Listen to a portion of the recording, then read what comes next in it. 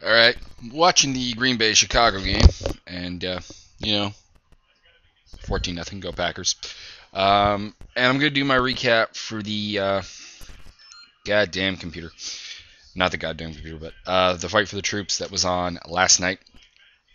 Good night of fights, and of course, worthy cause. Everything donate. Um, all right, where to begin? Where to begin? I missed the first fight of the night, which was the uh, Mike Thomas Brown versus Ronnie Yaya, and I also missed Eve Edwards and Cody McKenzie, but that was played at the end as well because I was taking a couple of family members out for a little dinner. But just a quick recap of the undercard. Chris Carriasso beat Will Campazano. That's good. Charlie Brenneman beat Amilcar Alves. Waylon Lowe beat William Ferrer, which is not a good sign for William because I keep saying it. Waylon Lowe is not really UFC caliber. Ronnie Yaya beat Mike Thomas Brown, which I'm told was terrible. I'm told that. um, I have to see it before I comment really on it more. Demarcus Johnson beat Mike Guyman. By the way, all of those were decisions to start the night off. Demarcus Johnson beat Michael Guyman with a submission due to a body triangle, first round. So I was off by a round on that. And okay, so the first fight I actually saw, Eve Edwards versus Cody McKenzie. This largely went like you would probably think it went. When it was on the feet, Eve's, had no problem striking at will. What did surprise me is that Cody actually managed to get him down pretty effectively, which is something he didn't do against Nam Pham. And if you look at a number of his other fights, his takedowns aren't great. And Eve Edwards is not the easiest guy to take down, so that was a bit surprising.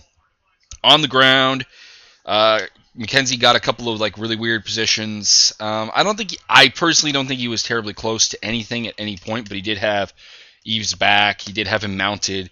He did have a couple of just weird, nameless positions where he could have threatened things. So he was doing pretty well, particularly in the second round. He got him down pretty early and managed to control him. Sorry, my laptop is doing this weird thing where its power cord is actually kind of broken, and it keeps popping on and off. But anyways, eventually Eve gets the reversal, gets the rear naked choke from his back. Cody McKenzie goes out. And, as much as I like Cody McKenzie, I really do. I like his attitude. I like the fact that he, is a bit of a specialist. But he does have a long way to go before he's at any particular point where he can be a UFC level lightweight in what is a pretty stacked division and pretty wrestler heavy, which is his enemy really, because if he can't take you down or get the guillotine choke and kind of drag you down, he can't really beat you. So, anyways, what's next for both of them? Nothing really strong. There were a couple of guys that I'm actually going to get to that I am actually very strong in believing who they should have a fight with. Next up was Matt Wiman versus Cole Miller. Matt Wiman has never looked as good as he did in this fight. He controlled the boxing on the feet heavily, took down Cole Miller, avoided Cole's subs. From the end of the first round onwards, Cole was just out of it. I think he really, really got his bell rung really good somewhere near the end of the first round, and from that point onwards, it was academic. He could not finish him, which is a bit disappointing, but that being said, Wiman, really, really good standout performance for Matt Wiman. Who do I want to see him fight next? I wouldn't mind seeing him fight Melvin Gillard, who we're going to talk about later. Let's put it that way. As for Cole Miller, there's a bit of a dream match of mine, and that is Cole Miller versus Dustin Hazlett. I would love it if they would make that happen. Because I think that would be a very entertaining fight. If Hazlett's still on contract, because he's lost a couple of fights. But, keep Hazlett on for one more fight. If Cole Miller beats him, let him go. Type of thing. Pat Barry, Joey Beltran. Pat Barry winning by unanimous decision. Ugly fight that does nothing for Pat Barry. He looked terrible throughout this whole fight. He has vastly, vastly superior striking to Joey Beltran, and it did not in any way show throughout this fight that he was a vastly superior striker. Until the third round, when Beltran was basically on one leg from leg kicks.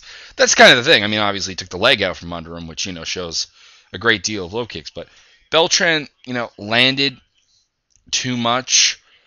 Pat Barry kept throwing this uppercut that wasn't even close. He kept throwing high kicks that, surprisingly enough, Beltran just shrugged off like they were nothing. It's a fight that does nothing for Pat Barry, unfortunately, because this was a fight where Pat Barry should have come out there and just steamrolled through Joey Beltran. Really should have. I actually, first time watching it through, thought Beltran actually won, but I watched it again and kind of decided otherwise. Scored a 29-28 Barry. I think it was when I was watching first, I was hyped up, expecting much more from Barry. Second time through, I went more analytical with it. I really watched the fight to see who won, which sometimes happens, but it was not the performance that you'd want. Like Matt Mitrione looked better against Joey Beltran than Pat Barry looked against Joey Beltran. They trained together. Matt's been training with Duke Roufus and in MMA in general for a lot shorter of a time period than Pat Barry, and well, in the striking art anyways. And that's all there is to it. Next up, Beltran, the unemployment line possibly. Really, I mean, when you think about it, his 2 UFC wins are over Hollis Gracie, who's been cut, Tim Hague, who's been cut and brought back and will probably be cut again. So I don't really see the need to have him, fight again. He's now lost to Pat Barry and Matt Mitrione. I don't possibly give him one last chance against a guy like the immediate one that came to mind was Christian Moorcraft. Christian Moorcraft, of course, lost to Stefan Struve, and I think that could be an interesting fight. Mark Hominick, or for Pat Barry, Pat Barry needs to get his head on straight, and otherwise a fight with Czech Congo would be a dream match if we see Pat Barry fight up to what he should be able to fight up to. Mark Hominick, George Roop. George Roop just getting boxed up, basically. And that's what I kind of thought. I didn't think he finished him in the first round, because Hominick's not exactly known as a power puncher. And Roop is known as a durable guy, but he hit him on the button, dropped him. Ref finally stopped it. Bit of a weird thing where Roop's corner didn't come out to, check on him, I guess is the best way of putting it. He kind of, stumbled towards Hominick afterwards because he complained, but, it was a good stoppage. Hominick going to go on and fight Jose Aldo, so no need speculating who I want his next opponent to be. As for Roop, I don't know. I don't really think of Roop as a UFC caliber guy, but he might be in the featherweight division because of his size and his reach. Yeah, I really don't know. I mean, Roop is a guy that I just don't sink my teeth into any particular really, really amusing matchups. He's a guy I enjoy seeing fight. He's got a lot of heart, a lot of durability. Skill is actually kind of developing, but I don't really think he's ready for much of the upper echelon, and that's kind of all there is to it. Matt Mitrione versus Tim Hague. Tim Hague returning to the UFC. We, of course, got an America chant during this fight.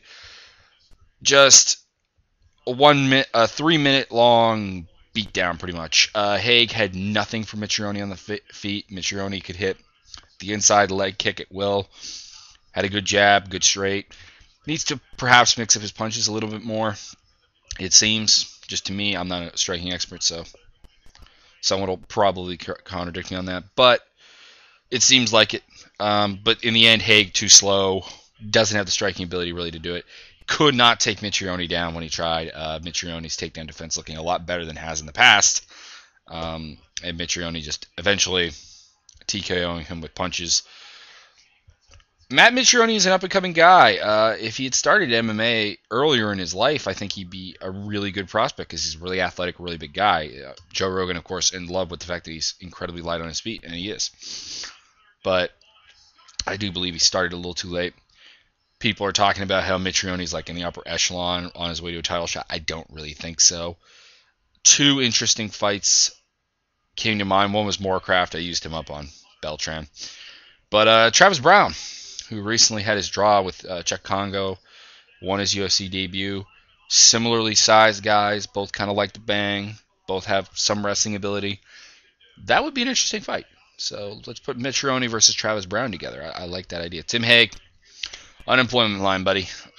You got cut from the UFC before, after the Todd Duffy fight and the Joey Beltran fight.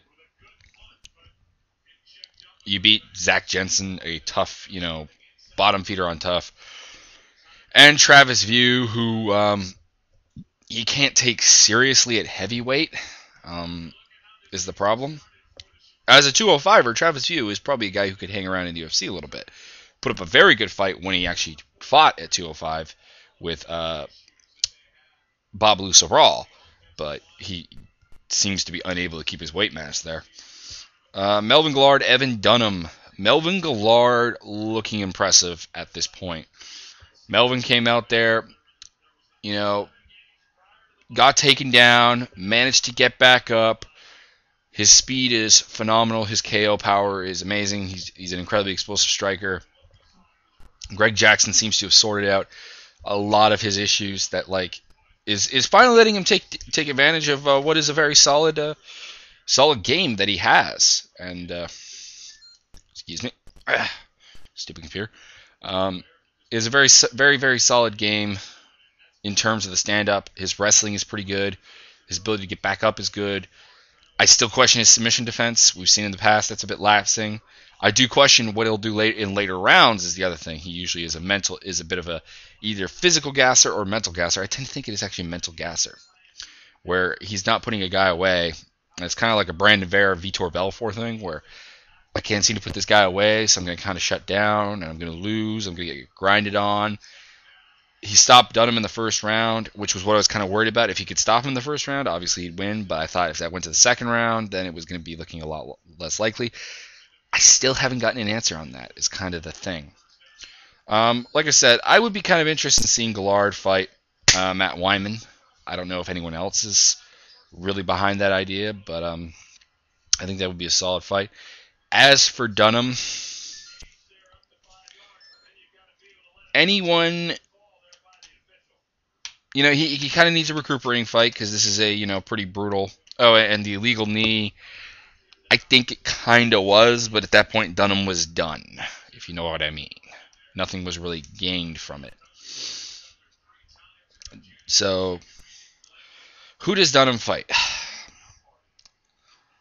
Something kind of recuperative. I would be interested in seeing him fight one of the new intake from the WEC, one of the lower guys. Not Henderson and Pettis have their dates set already for fights, but someone else, maybe Jamie Varner. Just throwing that out there. Anyways, that was a review of the card. What other thoughts do I have to throw out here? Me and Byron Giant are interested in doing a little Skype tournament thing with the MMA sim, where you log on to Skype and we actually go through a tournament. If you'd be interested in that, post below, because that'd be kind of interesting. We're a little bored. Haven't done anything with the MMA sim in a while. What else? That's about it. Other than that, my life is currently hell because of a certain individual setting me up on blind dates mercilessly. Why can people not accept when their friends are single? Interesting prop. Comment on that too if you want. Anyways, that is all, and peace.